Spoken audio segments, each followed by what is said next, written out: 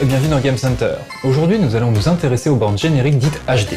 Ces bornes sont plutôt récentes et coûtent donc très cher. Les particuliers ayant déjà franchi le pas sont relativement peu nombreux, c'est pourquoi je vous propose de jeter un œil sur ces bornes peu répandues de par chez nous. À partir du milieu des années 2000, certains jeux arcade commencent à être développés pour des écrans 16/9 haute résolution.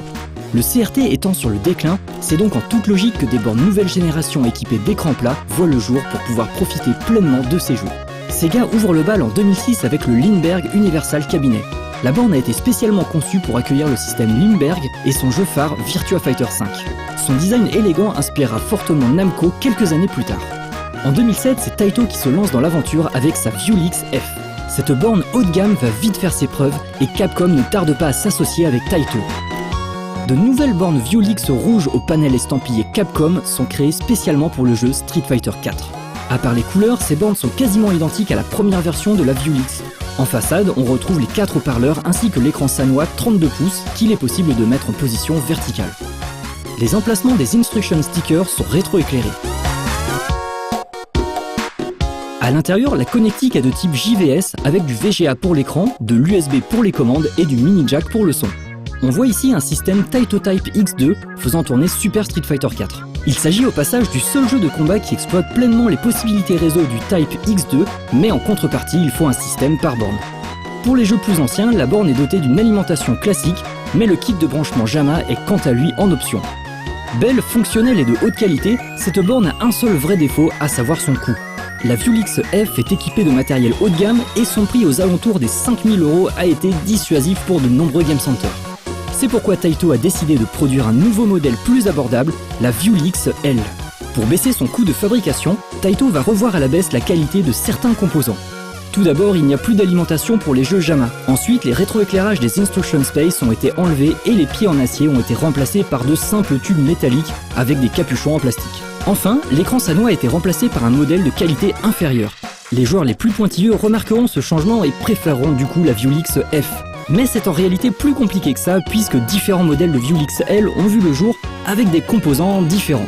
Et cerise sur le gâteau, des contrefaçons chinoises circulent également sur le marché. En bref, la Viewlix L peut être un bon achat à condition de bien se renseigner sur la borne au préalable. Mais Taito n'est pas le seul à avoir essayé de vendre des bornes HD à bas prix. La société River Service a elle aussi flairé ce nouveau marché et sort en 2008 une borne low cost, la Delta 32.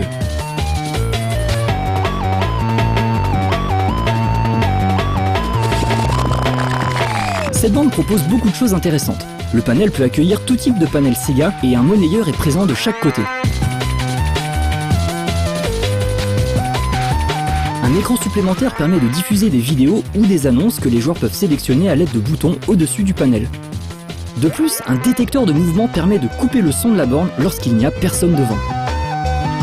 Enfin, la Delta 32 est équipée de tout le nécessaire pour pouvoir faire tourner des jeux JAMA.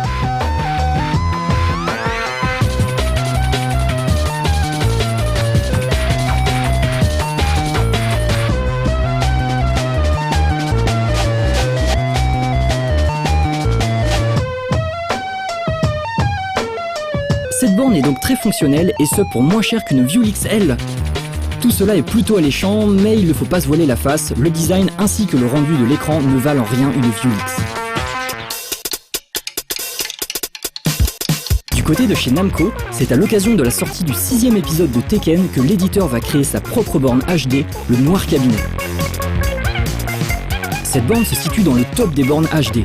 L'écran est magnifique et tout a été pensé pour simplifier la vie des gérants. L'accès au monnayeur ainsi qu'au panel se fait avec une seule clé sans avoir à se baisser. Les systèmes de rails assurent le maintien des capots ouverts.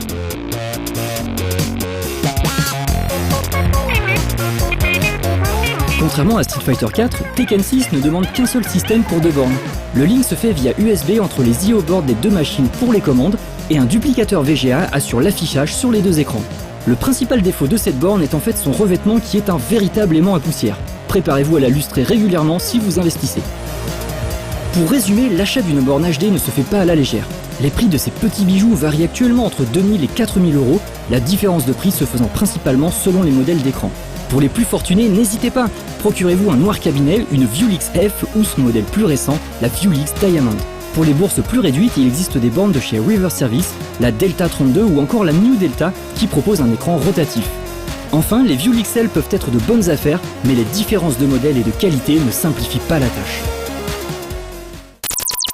Voilà, bien que je préfère les bonnes vieilles bornes à écran cathodique, il faut avouer que ces bornes HD ont sacrément la classe et sont surtout très utiles pour tous ceux qui veulent mettre une console récente à l'intérieur. Merci Arcade Street de nous avoir ouvert ses portes au passage. Sur ce, rendez-vous dans 2 semaines pour le prochain numéro.